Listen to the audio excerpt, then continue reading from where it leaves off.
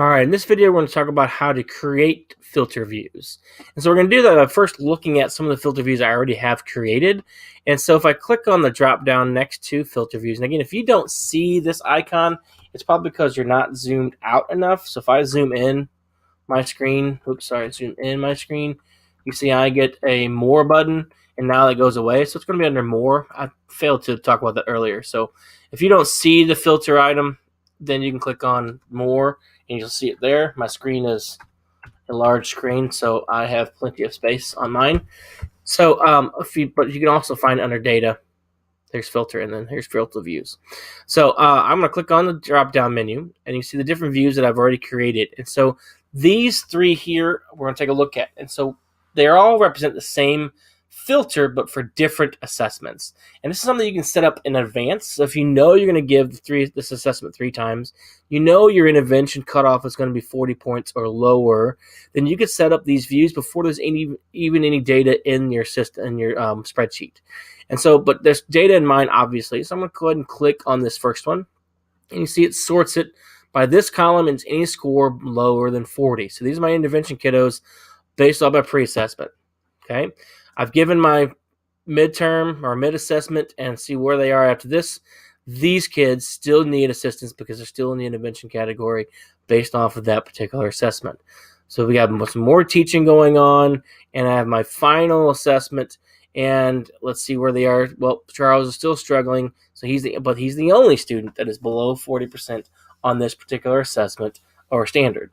And so these filter views allows me to carry through one by one and view different groups of students based off a particular score. And so again, you can set these up. So if you know you've got a whole row of assessments you're going to put in, so let's say you have the same assessment you give 10 times because it's a priority standard, you can set these up for the year if you wanted to in advance. And so it's kind of nice to do that. So how do you do this? Okay, so I'm going to go out, and I'm going to click on the drop down. I'm going to click on create new filter view.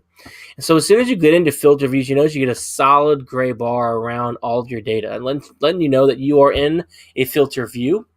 What filter view are in? Well, you need to change the name, so that make this name something that you can easily see. So let's talk about a pre-assessment for this next assessment here. So we got a pre-assess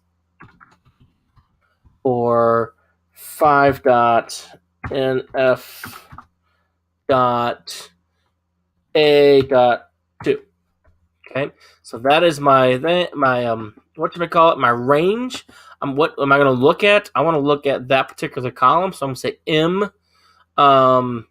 M1 through M19. So I'm going to change this from M1 M19. Okay, and so that narrows that down. And I'm going to filter by condition. Is less than 40 again. That's been my cutoff. So then now these are my students that are 40 or below on the second standard of that. And so now I've created that.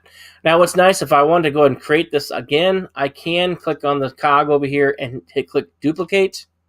And so now I've got the same rule in place, but I just got to change the name and change the range. And now I've got the same condition set up for a different row.